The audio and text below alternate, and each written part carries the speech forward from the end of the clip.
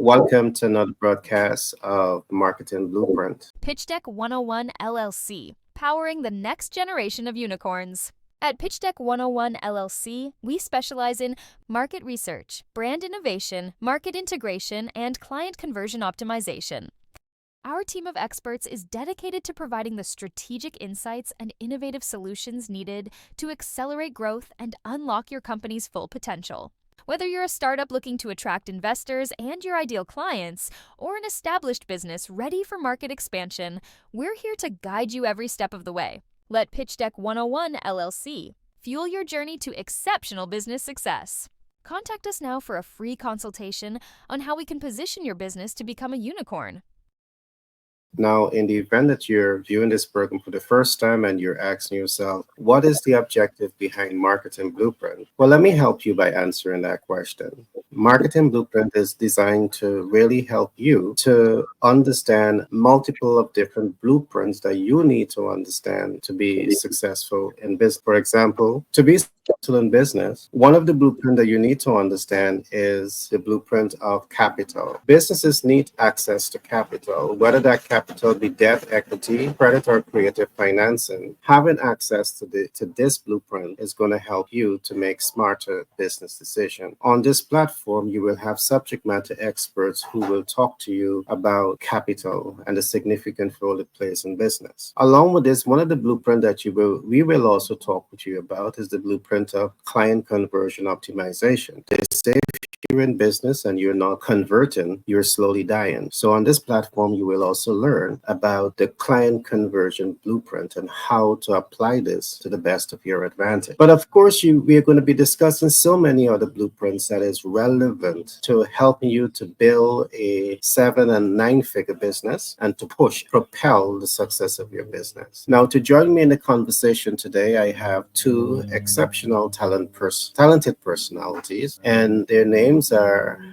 Kanchan. Kanchan is a fashion consultant, and I also have Atina. And Atina, she is an AI business advisor. And each of these parties today will be sharing with you what is their blueprint that can really help to make you successful in business. Today, we're going to be looking at factors why businesses succeed and factors why businesses fail. Kanchan, Atina, welcome to Marketing Blueprint. It's such a pleasure to have both of you guys here. Good. Great. We're just How are you, ladies? we responded to you in silence language. Thank you. Yes, thank you You're for welcome. having us again. You're most welcome. To get today's conversation started, I want to present some aspect of what I call my blueprint. And I want to begin by looking at businesses in the US. The research is showing that in the US alone today, we have 33.2 million businesses that are established. But what the facts are also showing is that we have 20.4% of businesses that fails year after year. By the time a business reached a life cycle of 5 years, we see 49.4% of those businesses fail. And to reach a 10-year, we see 65.3% of those businesses fail. What we have done at Pitch Deck 101 LLC, Global Capital Inc., and 10X Branding and Marketing LLC, we have done a research, and what that research has done, it has really helped us to understand some of the reasons why businesses are failing. For example, when we did the research, we looked at a number of areas that is essential to drive a business success. So we look at things like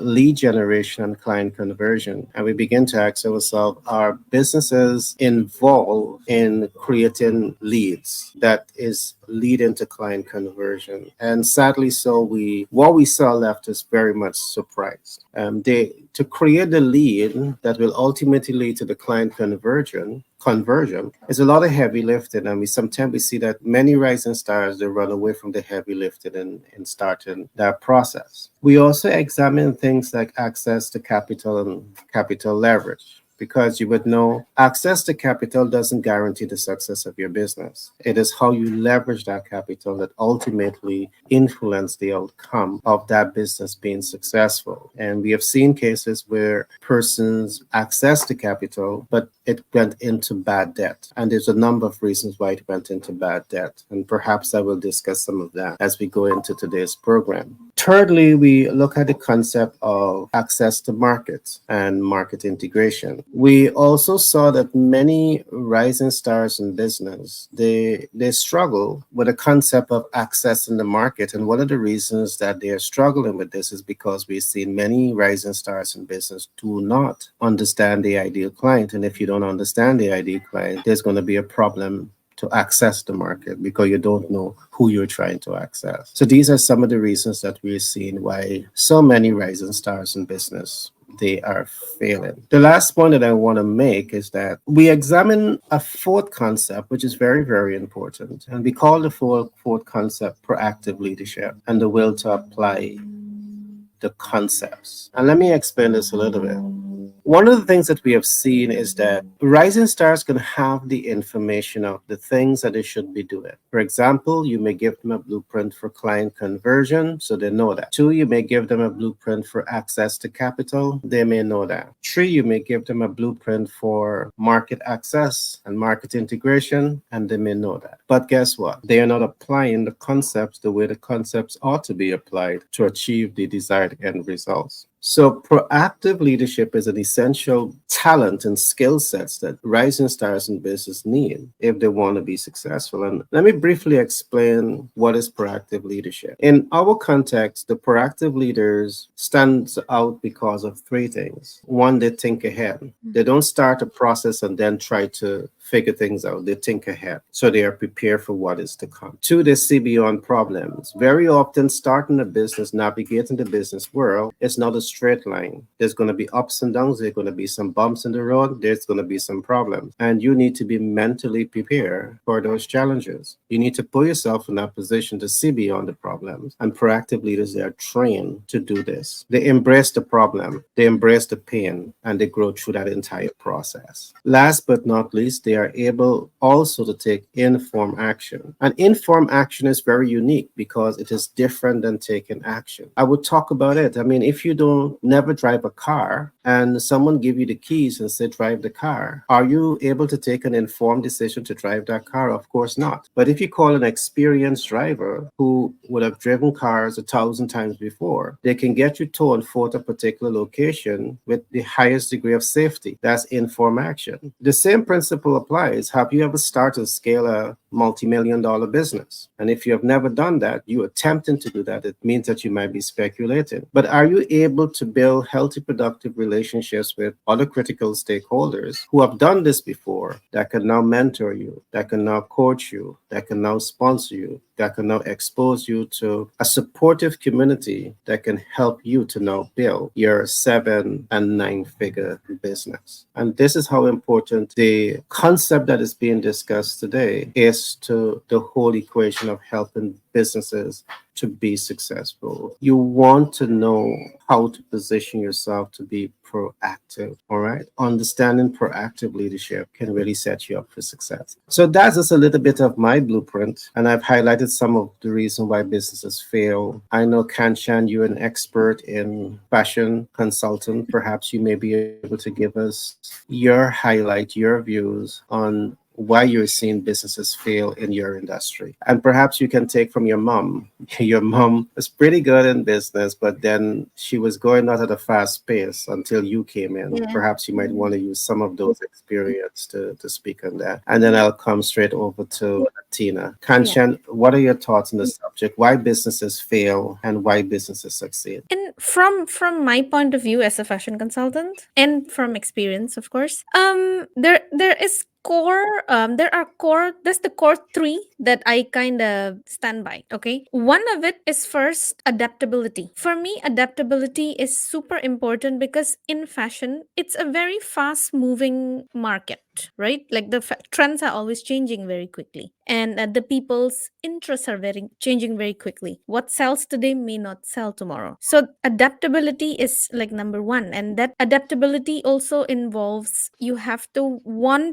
be willing to learn your market. Okay, because lack of market understanding, it's, I mean, like, you can absolutely miss the mark. And brands that fail to align with what their customers want, they often end up miserably with stagnant inventory and declining sales. So they end up with, yeah, inventory that they're stuck with, that results to kind of like a money that is stuck, it doesn't roll. And with a fast moving market, you also want inventory that is constantly flowing, you know what I mean? So it allows you have to replenish quickly as well, because you have to adapt, right? Every season what sells changes, especially we follow seasons. Like currently for us, it is starting to be, I mean, like, people want to buy summer because they want to buy summer items so they can start displaying in there. So now for us in in the fashion business, it's the reverse. If it's a winter season for us, we buy summer. We have to buy one season ahead. That's what we got to do, so that when they already have that in house, they're bought up basically for summer. As the season starts to change, they're ready to kind of display it in stores, whatever. And it results in a continuous process of sales, you know. And now if we don't know our market and we keep buying things that the market don't like,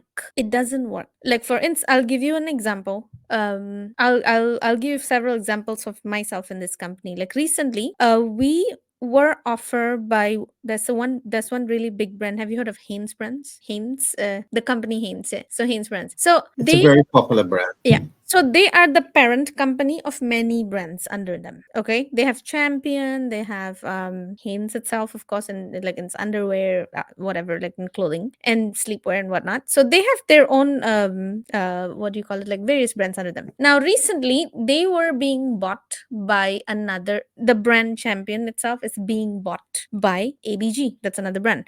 So they're in transition right now. Now what happens when they're in transition is they start looking at the inventory that they are holding for a long time, because they look forward to sell it, right? Because the process of transitioning a big brand like that under another parent company, it involves a lot of stuff, and one of it being inventory. We got offered, hey, would you like to take a look at our inventory? Okay, so I had a look at it, and I had a look at three different brands. I had a look at the Champion brand, Alternative Apparel, and another one is Duofold. It's called Duofold, but it's a thermals, basically thermal sets. In the process of looking into those inventory, I mean, me and my boss, of course, we sat together, and I told him, I said, hey, you know what? The Champion stuff are nice. Okay, but okay, let's put that aside first. My boss is like, I want the Alternative Apparel goods. Now, Alternative Apparel it's a very good brand that's based on sustainability. So their fabrics, they use very eco-conscious stuff like eco jersey, eco fleece, and whatever. But the thing is, the stylings are very basic. It's just basic hoodie, basic sweatshirt, basics are not some. And I advised to him, I'm like, I know the brand is wow, I know it's based on sustainability, it has the whole eco-conscious thing that people do look for that now, yes. But the thing is, the stylings are really basic. It's just plain hoods, plain this, plain jogger. It's everywhere, you know. Like, people who are on budget, especially in today's economy, they won't care paying you more to get something they can get cheaper in, Lord knows, Marshalls. They don't want to pay you more for it. Why should we buy that, you know? So he was at the verge of buying that, and true enough, when we kind of he's like, I want to try. He really presented it to some of the stores to kind of see their interest and see their feedback. Okay, and the same thing what the stores told them, we'd never touch this. I mean, yes, it has a nice I mean, like, the brand is nice, the story behind the brand is nice, but it's too basic, you know. And I told my boss, like, we are over basics. The market is flooded with it. We should not, because it will result in you getting your money stuck. You got to know what your stores want, right? So the only way, because I told him, since you are not certain about my advice, how about you ask the stores, ask your clients, right? They're the best person, they're the best people people to give you the feedback. And when he heard that, he's like, actually, you're right. Yes. Okay, I'm going to back out of the deal. I said, yes, you should. So he ended up backing out. And then we moved forward to for the champion deal because the champion ones were nice. And and I'm like, you know what? This is something that, sure, it is winter items. It's like fleece hoods and whatever. It's fall and winter items. It's not the season for us to sell it. We have to keep it for 6 months in the warehouse. But it is worth to pack and hold this because they are nice. And later on, you will reap the fruits of it. But right now, like you shouldn't go for that other one because it's just blanks. Who cares about blanks now? And many people can get blanks anywhere. Why do you want to invest in that? So understanding your market is so important, and understanding your and in this case, it's more like you gotta, when you know your market, you make better decisions in what to buy and what not to buy in my situation. The other thing is, I feel that some businesses, in at least in my world, like in the stock lot business, where the trading goes on very quickly, I think rigid supply chains are also something that's a recipe for disaster. Because right now, if you don't have any flexibility in your supply chain, in my case, my reference point that I would use is the way that I source from various countries. That's being flexible in your supply chain, having some flexibility in your supply chain. So you're not stuck by just, I must only import from this one country because they're nice. And then you close your eyes to the fact that other countries could have a nice option too for you, And by doing that, you are not open to the fact that some countries could give you the benefit of duty free. Some countries could give you benefits of different brands of the same item, which is nice too. And then, like, for example, if you just take in goods from China, the duty is very high now. But if you're open to taking in from Africa, it's duty free. If you take in from other parts of Asia, like Indonesia, 17%. It's not bad. It's better than 37% out of China. So if you don't be flexible, everything kind of what do you call it, it'll average out later at the end of the day, right? So let's make it worth it on what can we get that it's worth for us to pay 37% duty on, and what's worth for us to pay more and then get the benefit of duty free, but we can offer the guy more and give him more interest to deal with us because we're paying well, because we got the benefit of duty free. We can give the guy more money for what we're buying, so I think that flexibility in supply chain, in our case, it's very, very important, because without being diversified in our sourcing strategies, we could be more vulnerable to supplier issues, unexpected trends, and then what about global events that are not in our control? Like the other time, a few years ago, I don't remember precisely which date this day this was, but if you remember, there was a case where a container ship was stuck in the Suez Canal in Egypt. I don't know if you remember this. It's an evergreen container. It blocked a lot of the flow of shipping, and IKEA goods were stuck in that, by the way, in that route as well. Like, forget us clothing, IKEA furniture stuff was stuck. And there were so many importers that had problems because of that one route of shipping. So imagine if you don't diversify your supply coming from other countries, like the global events like that happen, like this container ship being stuck in the middle of the sea, it's causing delays for a lot of companies and major money loss. So if we don't diversify our sourcing, it's not beneficial for us. Like, it's key to diversify your sourcing and get creative with it. And another thing I would add on is, obviously, the financial budgeting when we are in buying. Like, of course, if we have poor financial planning, it doesn't help. And for us, one of the examples I gave was like the earlier examples, that if we are budgeting, we are budgeting and buying things, we buying clothing which we know, for example, we are overstocking something that we can only sell 6 months later. It's poor financial management. You're blocking the flow of buying something you could sell right now. So the financial planning, financial budgeting is very important. And giving the example of my mom's company, like what I help with her is the diversified sourcing, but in her case is to find more clients, because some people would want to pay her more for a certain item and some people could only pay less, but they pay quicker. So it's, don't say no. Like, we have a policy is, let's not say no to anyone. Let's see what's the beneficial of this. If this client is paying you cheaper, what's the benefit of dealing with him? Is he going to pay you tomorrow? Okay, then that's a good turnover. If we are dealing with this guy and he pays us, say, for example, 3 weeks later, are we okay with it? Are we okay with waiting? Is it worth the wait? Is the profit that good? If it is, okay, we wait, we take it. But we don't say no to all of them. We make sure that we have a place for every client that we work with, like that we don't like refuse them, because one, like something that doesn't work for one client could work for another client. So diversification in terms of supply, in terms of sourcing, in terms of clients, like for us, like how we entertain the smaller stores, the mid-sized stores, and the big stores, it all has its own benefits. So it's so important for businesses to be very flexible when doing that. For me, like, I think it's very important, because what I'm saying here, it's very applicable even if you're in the trading of other items, like not just clothing, but in other items. That's some of it. First. Elevate your business with 10x Branding and Marketing LLC. Our expert team specializes in enhancing your brand's visibility and connecting you with your ideal clients. We employ strategies that increase reach, leaving a lasting impact and driving client conversion. Trust and credibility are vital in businesses, and excel in building them even with a limited budget. Our cost-effective approaches ensure you get the best results without overspending. Ready to boost your business cash flow? Contact us at 332-235-T99 and let 10x Branding and Marketing LLC guide you to success. Our focus is on elevating your visibility, which directly translates to growth. Experience the power of effective branding and marketing with us and witness your business thrive.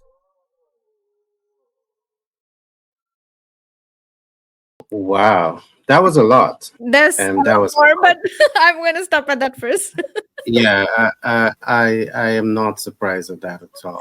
And you're right, and I trust that persons are taking notes of these blueprints, because to be successful in business, you have to be adaptable. Market realities are not constant; they're changing market realities, and if you don't change with those changes, if you're not the change, who are causing the change, you have to adjust yourself to the change in realities in the market. You also spoke about a couple other things, and again, being market oriented is so important. Some people, in business, you think that you have some information today, and you think that that information is going to remain what it is forever. It's not like that. You have to constantly update the information so as to allow you to make better, smarter, wiser business decisions. I also love the point that you would have made. You have to diversify, particularly in dealing with one point of entry, one point of access and products. If that point gets choked for any reason, it will significantly disrupt your ability to supply your client with goods and services. And that is also going to put a choke hole on the business potential to earn. And the business, that's going to have a massive negative ripple effect for your value chain and the business as a whole. So understanding everything that, Kanchan would have just highlighted, it's an essential part of that blueprint that you need to be successful. While I know Kanchan is in the fashion consultant industry, she's a fashion consultant, the concepts that she has just highlighted is not only relevant to fashion, it's relevant to businesses across multiple ecosystems. But I can't wait to hear from Atina. Tina is AI specialist, an AI business consultant, and there's so much of changes that is taking place in the world of artificial intelligence today. And I do believe the ability to adopt this technology can set you up for success, and the inability to do so can put you at a disadvantage. So, Atina, from your vantage point, what significant role do you see AI in business development, and how the absence of AI can undermine that business development to grow and to be sustainable? Sure. Since we are, I would say for marketing, it's actually like oxygen for our businesses. So I would just starting to zoom in from here. So when we see the business can potentially fail in this area, especially in today's market, and not getting ready for the future, is not prepping right now, right? So this is one of the preparation is prepared for the AI. Just what part of the business in whatever business, what part of it can adopt AI to help them integrate or help it automate that part of the processing.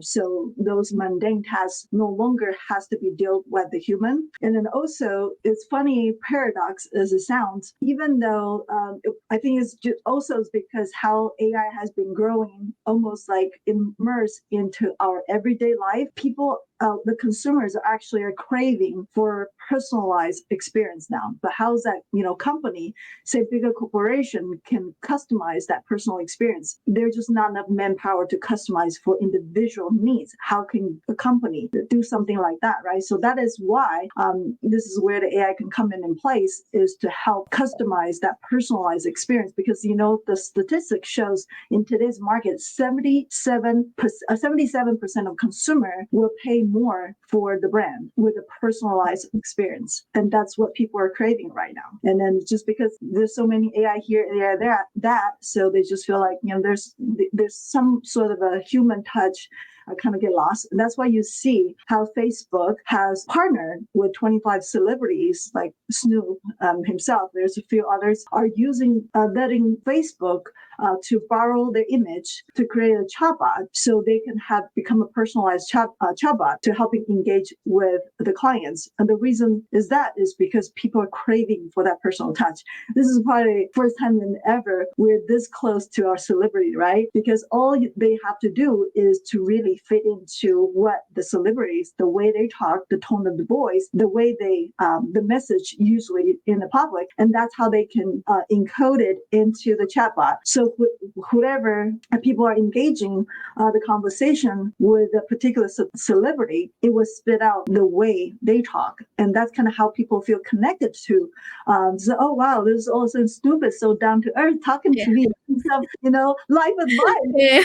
But the truth is, just because it got fit into the language, the way he talks, and the tone of voice, and how he usually responds in that kind of manner, automatically feel like they are so much, have a deeper connection with the celebrity they admire, right? So that is kind of one of the things that people are craving for. And the way that using AI to do that part is through machine learning from the back end. Of course, this is the geeky side of it that we don't usually talk about or even really understand. But that is kind of that's what the AI is doing. Is technically, if you are looking at any of your audience are Marvel's fan, we technically are getting into the era like Tony Stark's. Imagine yourself having Jarvis, kind of like just ask where I can do this part and that part. Is we're kind of working towards that in that sense. You can ask the machine to help you understand, grab the data, and to do the calculations, so you can actually honing in on the message. When we're talking about marketing, brand message, then we can really narrow their desire,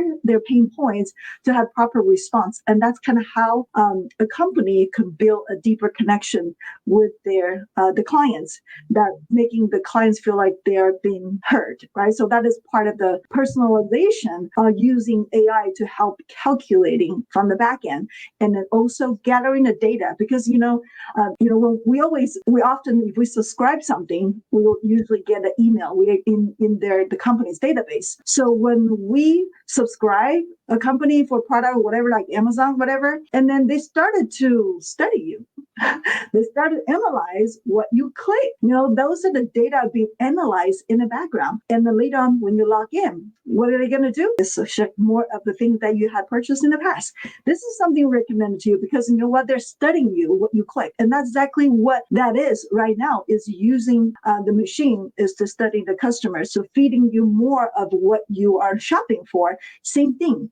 Whatever you're reading, somebody's, sending you the materials, and then you can technically using the AI analytics tools to analyze, okay, what this customer click, what kind of email they open, and what link did they click. And based on that data, they can feed into more of those newsletters or whatever the offer you enjoy shopping. So that's kind of how we see we can start using that as a tools to personalize people's experience. And then so the company are not actually implemented this particular strategy are going to be falling behind. And either, I'm sure it's already starting seeing now, but it will be more so in the future. And the second part is lack of the content and then the distribution to the market to strengthen their brand. Because a lot of times, even a small business, they don't have that kind of time to do the video editing. I know Gary is very busy. Everybody's really busy. Sometimes people have different parts of life they are really busy working on. A lot of times, you're not going to be the one that doing the video editing,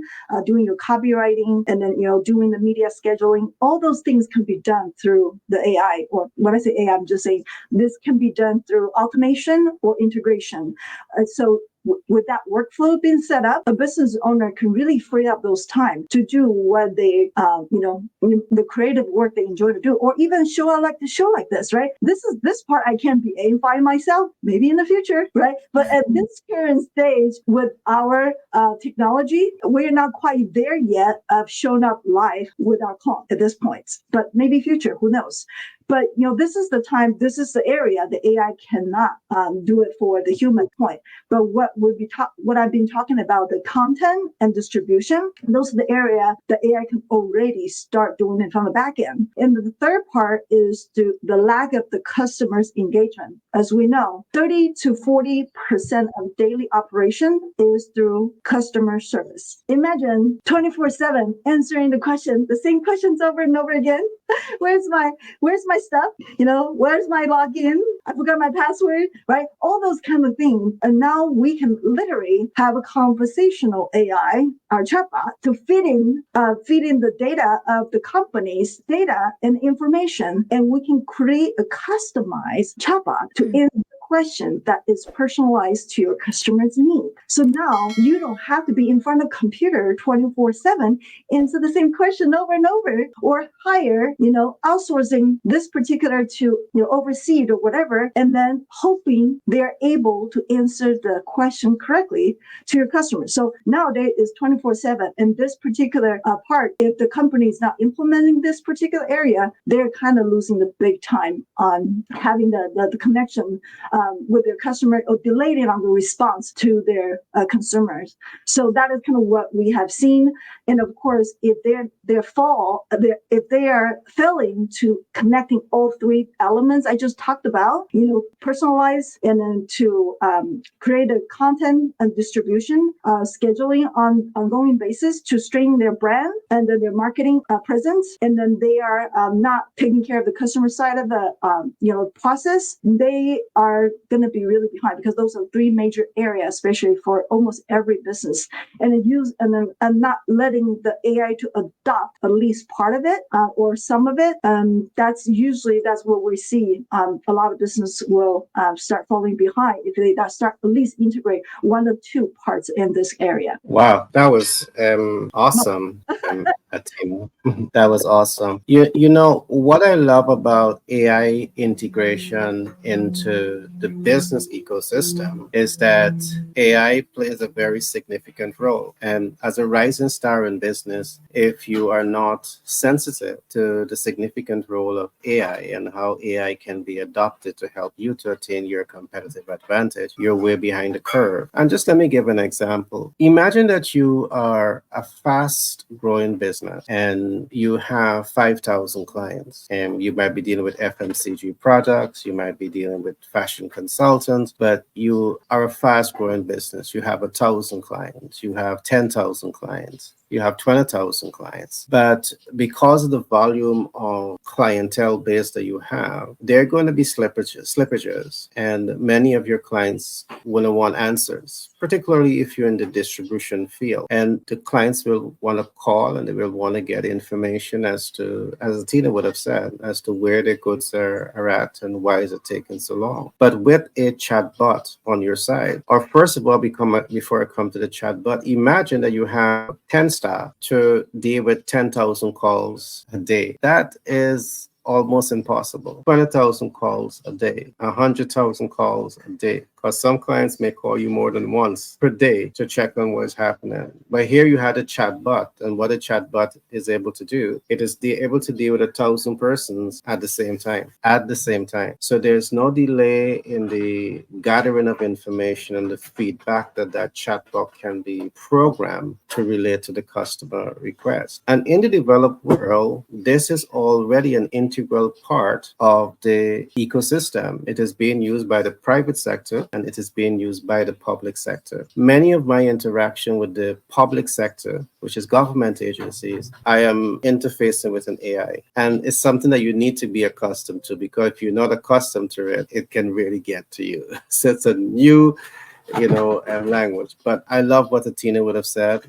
Adopting these new technologies to your business can save you time, can save you money, can enhance your efficiency because you now don't have to depend on 10 staff who are feeling tired and may respond to the clients in the way they should not respond. You have a chatbot that has consistency in how they're related to the customer. Great share. I know I touched a point there, Kanshan. I had you smiling, cracking up there, right? Good. So these are all blueprints that I'm trusting that you are listening to and you're taking notes of. But remember, I said something earlier. Atina, Kanshan, and I, we can give you a lot of information. We're giving you this information because we want you to win in business. We're giving you these blueprints because we want you to win. But as I said at the beginning, the research is showing that you have the information. You know precisely what you need to do. But guess what? You are not trained to function as a proactive leader. The proactive leader that think ahead, the proactive leader that see beyond problems, and the proactive leader that take informed action to achieve desired results. So everything that Atina and Kanchan said, you can incorporate into your business to nurture a 7 and 9 figure business. But are you proactive enough to do this? Are you taking action to do this? Or are you just taking in the information and not applying the information? Now, I want to say this. We're here to give you that support in more ways than one. You need access to capital? We can help you. You need to learn more about AI? Atina can help you. You need to learn more about fashion consultancy? You have Kanchan here. They can help you. So I want to say this. I want you to feel free to reach out to us, inbox us, and I'll be happy to set the stage for you to be mentored and for you to be coached and for you to be supported, for you to be part of a supportive community that can really position you to win in business and in life. If you're going to be taking away something from this program today, I also want to say something here. And I said it early on today in one of my master classes. Business is a relationship game, and you're going to struggle in business because you don't have the right relationships with the right people. You're struggling to access capital because you don't have relationship with bankers. You don't have relationship with private equity investors. You don't have relationship with angel investors. As a rising star in business, you want to focus on building strategic alliances with critical stakeholders. You're going to fail in business because you don't have an AI consultant on your side, because an AI consultant is going to help you to reduce the cost of doing business. They're going to help you to increase the speed of doing business and the efficiency in doing business, and they can help you to increase the profitability of the business. I'm going to say one more thing on AI, and then I'm going to ask Kanchan to chime in, and then we're going to come back to Atina, and then we're going to start to wrap up. One of the things that I love about AI allow you to collect data, and to do business effectively, you need data. You need to take speculation out of the game of doing business.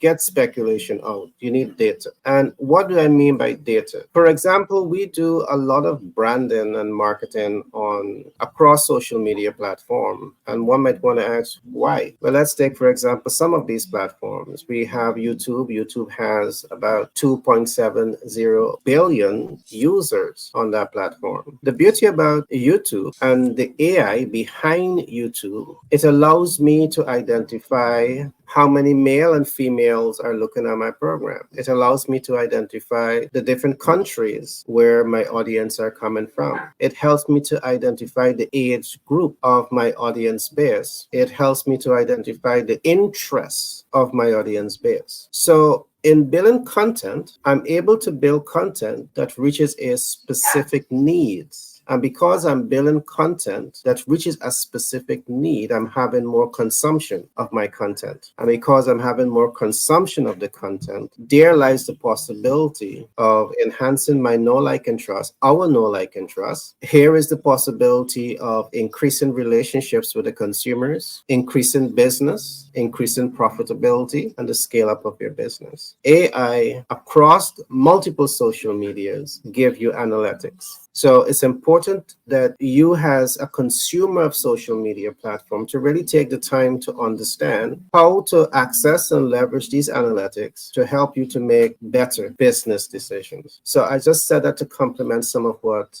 Tina would have said as she went into AI, artificial intelligence, and the artificial intelligence behind all of these things. You need to start learning how to interact and interface with them, how to extract the information, how to up level the information for it to make business sense for you. And that's another blueprint that you need. If you're doing business and you have a blindfold over your eye because you don't have the data, I say you're speculating. And speculation is the godfather of debt, the debt of your dreams and hopes and aspiration, the debt of your business. To be successful in business, you cannot speculate. When you hear a Tina talks, it's not a speculation. When you hear Kanchan talks, it's not a speculation. They're giving you, they're sharing their experiences, their knowledge with you to really help you to formulate your blueprint for success. Kanchan, your thoughts. I know you have more to share, but can we go into some more details as we begin to wrap up on things that businesses should avoid and things that businesses should do when they want to be successful, perhaps in your field? Tina will come back to you with the same question. Kanchan, all to you. Okay, some more points that I have in mind is, of course, in relation to branding. The company that I work for today, like Empire Apparel, they have positioned themselves in such a way that the customers know that the customers, as in when I say the customers, I'm using the context of the stores. That when the stores come to us because they are looking for new items and stuff like that, they know that we are kind of the pioneers to have access to the nicer items in the market. Like, for example, I'm gonna give an example. Like I said earlier, like I try to stay away from basics because people come to us with the intention of buying the nicer fashionable stuff. So what you see in our showroom, for instance, like if you are a store looking to stock up on your activewear, for example, like you would find you would not come to my showroom to find something that's basic. You will come to my showroom and you will see our collections of activewear made from tech fleece. Tech fleece is one of the most the kind of the highest quality activewear fabric that I source from Ethiopia, and I make sure that it comes in colors that I see what the market likes. What do the men like? The navy cells, heather gray cells, and black cells. I'll make sure that okay, these men shorts come with really nice tech zippers. The active shorts now have those tech zippers, and I make sure that they come with that. I make sure that the jogger pants come with that. And, I create a nice series of some of a collection that I know summer's coming. People, I mean, like for the summer buys for the store, for them to stock up, they want to have something that people would impulsively buy because they're nice and they're competitive. So I see that the collections that I make for the company is kind of represents their brand as a, like, the go-to for more fashionable and nicer stuff like that. So I feel that how you position yourself and how you position yourself kind of translates to, at the end of the day, how you want your customers to see you. Like, do you want them to come to you for because they know that, hey, this is the people who carry fashionable stuff, let's go to them, or hey, these are the customers who carry scrubs. Like, our company is known to be the biggest suppliers for scrubs is as in nurse uniforms. We buy a lot of that, by the way. So we keep it, and we are kind of the go-to in New York for if people are looking, stores are looking to stock up on scrubs, they come to us because they know we'll have made a massive collection of brands that we carry like that. So they come to us for it. So you want to kind of, I call that, of course, that's my take on like a branding yourself, is you want to have something that stores can come to you for, and you're the first at the top of their head of a certain thing that they need. And like they know, like it's just like an example I'm going to use, like Dollar Tree as a store. If you would like something that is cheaper in the pricing and a lot of variety, you go to Dollar Tree. You know that you won't pay more than $1.25 for an item. Like, they've branded that themselves that way, so that's Dollar Tree. Then you have Dollar Tree Plus. You won't pay anything above $5 when you go there. So like we as stores have a way of branding themselves that way. We have our way of branding ourselves as what we want to be known as. And I think that's really important in a business, because otherwise you kind of not have an identity, and you want to have an identity to stand out and for people to know you, to know what they can come to you for. That's one. Yeah. Brilliant.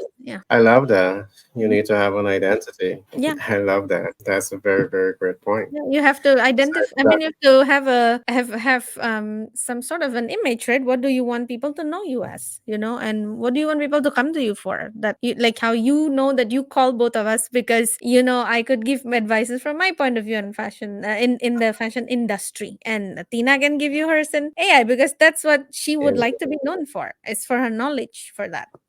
So it's important yeah, to have an identity. Yeah. 10x Branding and Marketing LLC, powering the next generation of unicorns. At 10x B&M LLC, we specialize in market research, brand innovation, market integration, and client conversion optimization.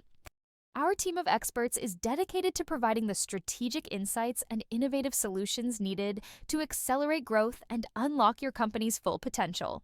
Whether you're a startup looking to attract investors and your ideal clients, or an established business ready for market expansion, we're here to guide you every step of the way. Let 10x Branding and Marketing LLC fuel your journey to exceptional business success. Contact us now for a free consultation on how we can position your business to become a unicorn. Kanchan, you've said something, and I find sometimes as we interface with subject matter experts on branding, and sometimes it's try to make branding so complicated that the average person don't understand what is branding. And I've heard arguments like, branding is not what you say it is. Branding is what people say you are. But tell me something. I mean, if you're building a business, you should have some say in the opinions that you're shaping in people's mind when they consume your product. So building a brand, you should be strong control in how that image is being built to communicate that information to the public. So I love what you said. You have the number one stake in communicating a know, a like, and a feel to your audience. And as you get feedback, you will know if you're reaching that target and if you need to adjust it or if you need to, maintain what you have because you reached it. So I really love what you said. Atina, I would love to hear from you in terms of in your world as an AI consultant, what are things that businesses need to do to position themselves to be more successful? So for me, I would say at the end of our talk here, I would say a lot of the business that when they come to us, they say, okay, I already know I need AI. Just implement it in my company. But the thing is, a lot of times people want to skip assessment. They just want to dive right into the implementation. So this is kind of how I help our clients to understand. It's like you're going to a new doctor and that doctor has no idea your medical record whatsoever. You just say all of a sudden, just do the open heart surgery for me. I just know how to, but just operate it. I already know the problem. And to any doctor, the licensed one, Speculative mechanics, right? gonna operate you. So the same thing for us. We are not going to prescribe the AI tools, the medicine, or whatever the procedure. We're not going to do the open heart surgery until we really clearly diagnose what the problem is or what is the area that has the highest impact for the business. What that means is which area it had the most pain point that actually are the bottleneck of the business that dragging the profitability down. That's where we go first. And that's why we need to assess the businesses, this particular area. If that's a bottleneck, we will zoom in on the key player to see what the process is. And also we'll diagnose what is their current technology they have in place. Because some of the company might already have some AI in place and some already have some existing system. They just like, don't touch it. So we are not going to. We're actually going to integrate, whatever that we're connecting that dots so they have the least impact to give them the most, efficiency with their existing system they already have. And then we also need to diagnose if they're gathering the data properly from the back end to make sure we have enough accurate data to feed on to actually have a solution that we can provide it to them. And the last but not least is their team ready? Because we all know the human resistance are the hardest part to moving things forward if we're talking about, it within the company, right? They might not say they may say they're ready, but you can just tell by their action. So we also need to assess how ready is their team. So with all those three, that would be our assessment to make sure to make them our future ready for their business. Wow, you said something important. How ready are their team? And that is so vital. And I want to add a little bit to this because what we are seeing happens very often with a lot of rising stars in business that have a lot of great ideas. They are sole traders. Mhm. They are lone wolves, and they are lone wolves playing in a world of business that has three tiers. You have strategic, tactical, and operational. So it's hard for a lone wolf to be the strategic leader. It's hard for the lone wolf to be the tactical leader, and it's hard for the lone wolf to be the operational leader. And let me just explain why. To successfully run a business, you need your board of directors, you need your think tankers, but you also need your tactical team. Your tactical team is going to be HR, it's going to be public relations, it's going to be marketing, it's going to be finance, it's going to be research, it's going to be all of this. And when you don't have a strong team helping you with this and you're multitasking, it's a recipe for you to experience burnout. All right. It's a recipe for you to experience burnout. So that's something that you want to avoid, especially when you come into us. You need to have a team in place that can help you in the delegation. We talk about the 20/80 rule. You want to focus on the 20% that is the most important areas of the business. If even that's brainstorming and think tank in the future of the business, you focus on that. But you must have a strong team that you can delegate to. And that I want to say that to complement what Tina would have said. I want to share some other ideas as I wrap up here also. I did say that to be successful in business, you must position yourself to be a proactive leader. And proactive leaders, they have three essential characteristics. They think ahead, they see beyond problems, and they take informed action to achieve desired results. And I just want to give you a quick idea as to how we apply this. When we come into your business, our vision is to help you to 10x your operation. And let me give you a quick idea in terms of what that looks like. We're interfacing with businesses that has been operating, and they have been operating for quite a number of years with an annual turnover of, let us say, $100,000. So 100,000 turnover, US dollars we're talking about, is not a big sum of money. It is decent, but it's not a big sum of money. When we come in, we help you to forge ahead, to think ahead of strategic steps that you can take to optimize that. And let me give you a quick example. We were dealing with a property owner. They had 10 units, and the 10 units was generating roughly about $10,000 per month. And on an annual basis, it was generating approximately $120,000 in annual revenue. They were there because that's all they know. When we come in, because we're thinking ahead, we are doing the market research and we're analyzing the market. And Kanchan spoke about it earlier. You have to be glued to market realities, and you need to allow those market realities to influence your business decision-making process. So when we come in, we look at market realities and we recognize that here you are targeting a specific demographic in the market. But if you shift your attention to a new demographic that you're all set and ready for, it can significantly increase the cash flow of the business. And that's what we recommend. So we set that business up to move from earning approximately $100,000 to $120,000 annually to where it's earning now between $600 to $1 million US dollars per month. And that's what we do when we get in. And you just need the information about the market. There are people that are buying your space at significantly higher price because they have greater demand for your space. But you don't know that. So you're not able to position your products, your minimum or most viable offer in front of the ideal client, and you're not able to make that sale. All right.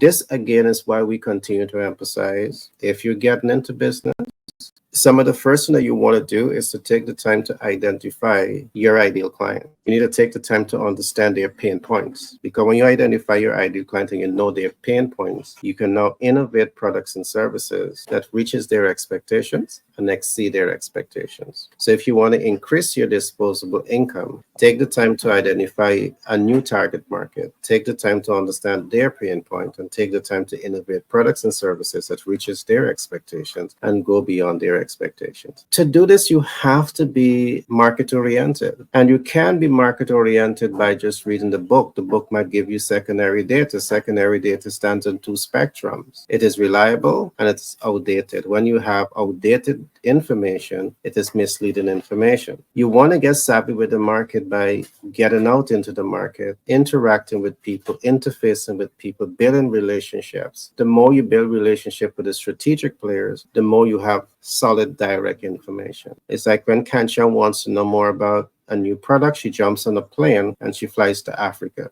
She flies to another part of the world because she wants to know what's happening on the ground. She wants to build relationships. And that's a part of business. That's an essential blueprint of business that you need to invest in. So if you're going to take one thing away from today's program, I want you to think about building relationships with critical stakeholders. There's a lot for you to take away from, because I know if I say just take relationship, Athena is going to squeeze my neck and say, why you didn't tell them also listen to AI? And Kanchan is going to say, why you didn't talk about some of the things I talk about. So to save my neck from being squeezed, I'm going to give Kanchan and Athena the last words before we wrap things up today. Kanchan, any last words you want to share before we wrap up? Well, I mean, I think that it's so important. I mean, because the industry that I think it's every industry, I'm going to make it general right now, because I mean, any industry that I feel is on a path to success or to do well is a business that embraces, like what I said, the adaptability and good financial planning. Because if we are, you know what, if we are rigid in how we do things, it's not really the way to go in business. Like, it's so important to be flexible. And if we're bringing in relationships, like what you said in the topic, networking is everything. Yeah. Like in my world, networking is everything. Like, it's not just with your vendors, but also with the clients that, I mean, for us, with the stores that we work with. So, and networking is not just it's not just about who we know. It's more of how do we handle the relationships with the people who we know. Like, I mean, like, there's no point for us to be getting dealing with the biggest vendor ever, for instance, and then but maybe the way we deal with them is we are being difficult, like we are being very rigid in our request. Like, even the simplest things as, can you pack it this way? And they're like, maybe for example, if I say, can you put 24 pieces in a carton? And they're like, no, we would like to do 36 because it's easiest for us to get the cartons for 36. If I'm going to be that not flexible person and say, no, I just want it my way, like in a 24, they will not, in time, they will not find it the most me to be the most appealing person to deal with, because I don't give them a little room of flexibility, which is, it's a little bit difficult, because in this, I mean, like in this business, like we have to do that. We have to give them room to kind of, okay, what can you do for me? And we try to meet them in the middle. It's the same thing between us and our clients too, and if, for instance, if they encounter issues with what we ship them, maybe it's just a mistake in the packing, for example, and sometimes they'll say, all right, I'd like to cut $500 from our payment because we have to do the labor work ourselves to fix the packing mistake, for instance. So we have to learn to be okay with that, because and accept the fact that, you know what, the mistake came from us. It's okay. It's to still maintain the relationship and to be accountable for what we do. So yeah, the relationship is everything, but in a lot of aspects, not just in terms of connections, but in how we handle it, how we maintain it, and how we move forward with it. Exactly. Mhm. Exactly. There should be a department that we call the relationship department, and it's so important. Yeah, I agree. I love that concept. Mhm. Athena, all to you. Your So last thought. So I can yes. save my neck. Those to connect. So for me, on the AI side of it, I would say letting the inviting AI to kind of help your business to stay competitive, especially in the marketing side of it, and building that lasting relationship, like what Gary was talking about. Really implementing some of the tools that we talked about, the chatbot and all that, that can really already save your staff, your company's time by 30 to 40%, and then not only will help your company stay competitive in the today's market and future market, and also optimize those processes, between the staff and how integrating the whole thing in the system, it's really going to free up a lot of time for the human to do the creative work. And I think we already are, from the industrial age to knowledge age to now the technology era that we are in right now, we are as humans are evolving as we go. As AI gets smarter, we are also getting more. I wouldn't say we're getting smarter than AI. I would say we become more creative, right? Because as we know, we are as human as a creative beings. That AI probably are not going to catch up anytime soon. So I think it is time for us to separate the tasks between us and the machine. So we let the AI do the mundane task, let the human get into the creative work, because we can create very extraordinary work together as a human with a different expertise. So that is how I can see a business can prime for today's market and also for the future market. And that's how they're going to succeed. That's how I see it. All right, thanks for that share, Tina. And starting today's program, we looked at a number of important issues. We asked the question, why is it that businesses succeed and why is it that so many businesses fail? And we looked at some facts. We looked at the number of businesses that we have in the US. And today we have 33.2 million businesses that got established between 23 and 24. That's a lot of business. But what the statistics are showing is that 20.4% of those businesses will fail. And they will fail in year one. And by year 5, you will have 49.4% of those businesses that are failing. And by year 10, you will have 65.3% of those businesses that are starting that will fail. And I want to emphasize this. There are reasons why those businesses are going to fail. We have done the research and we understand why those businesses are failing. And we are using this platform to provide some information that can help rising stars in business to make better, smarter, wiser decisions. So in the event that you like what you're listening to and you want more of this information, I want to encourage you to inbox us. I'll be happy to put you in contact with any of my subject matter experts here in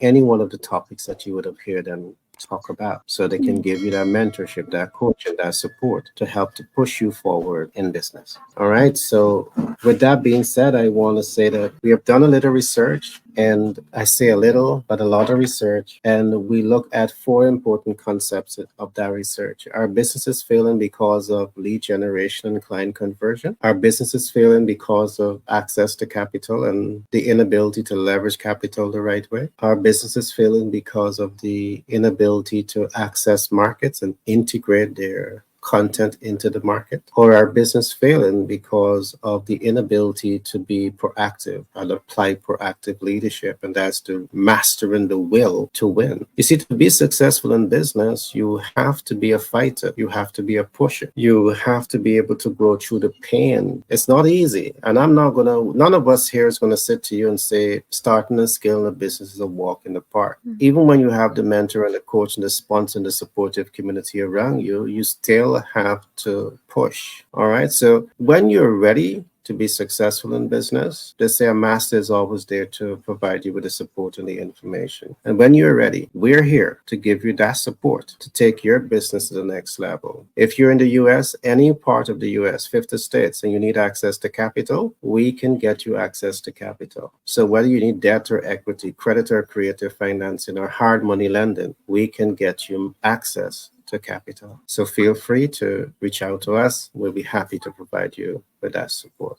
Tina and Kanchan, thanks again. It has been such a pleasure working with you guys again, and looking forward to do this again next week. Pitch Deck 101 LLC out of New York do more than just support our clients to pitch their businesses to investors access working capital at 0% APR.